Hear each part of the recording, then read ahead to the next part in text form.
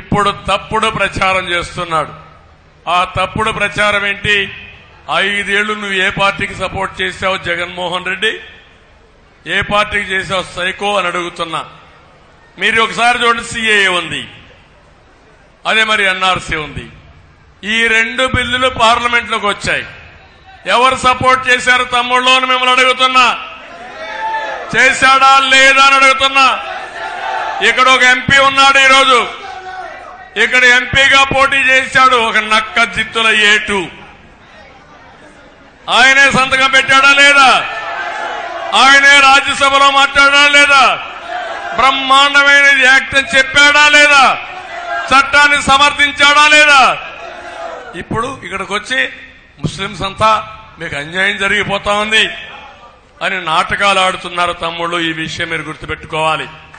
అంటే చేసేది తప్పుడు పనులు, మభ్యపెట్టి మోసాలు చేసి మిమ్మల్ని అమాయకుల కింద చిత్రీకరించాలని ఆలోచిస్తే అది న్యాయమా అని మిమ్మల్ని అడుగుతున్నా. నేను ఒకటే అడుగుతున్నాను, 5 ఏళ్లలో ₹1 మీరు ఖర్చు పెట్టలేదు. ఇంకో పక్క 4% రిజర్వేషన్లు. మాట వస్తే 4% పోతాయి. మసీదులు కూల్చేస్తారు, షాదీ మందిర్ కూల్చేస్తారు. ఇలాంటి తప్పుడు ప్రచారాలు.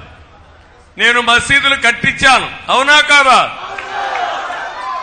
నువ్వు ఒక మసీదు కట్టావా? నువ్వు కాబట్టి మసీదులు కట్టించిన నేను నా పరిపాలనలో మళ్ళా మసీదులు కూల్తాయా తమ్ముళ్ళు అని అడుగుతున్నా. ఇంకో పక్క మీరు చూడండి, 2014 నుంచి 4% రిజర్వేషన్ సుప్రీంకోర్టులో ఉంది. అది ఎవరిపైనా సుప్రీంకోర్టులో లాయర్స్ ని పెట్టి మనం ఆర్గ్యూ చేయాలి తప్ప ఇంకేం కాదు. ఆ రోజు నేను ఇక్కడుండే మీ నాయకుడు అజీజ్ ఈయన్ని అప్పుడు మేయర్ గా ఉన్నాడు, వీళ్ళందరినీ పెట్టి మీకు ఎంతమంది లాయర్లు కావాలని ఇస్తానని లాయర్లు పెట్టి సుప్రీంకోర్టులో వాదించిన పార్టీ మీకోసం తెలుగుదేశం పార్టీ. ఇప్పుడు మాట్లాడుతూ మనం వస్తే 4% పోతాయంట.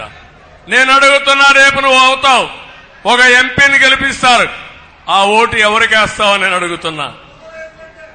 ఎవరికేస్తాడు? బీజేపీకే కదా, ఎన్డీఏకే కదా. నేను పోతే మీకోసం పనిచేస్తా, మీ అభివృద్ధి కోసం, సంక్షేమం కోసం పనిచేస్తా. మీరు చేసేది మీ స్వార్థం కోసం, మీ కేసుల మాఫీ కోసం మా ముస్లిం సోదరి సోదరుమణులు ఓటేయాలా అని అడుగుతున్నా.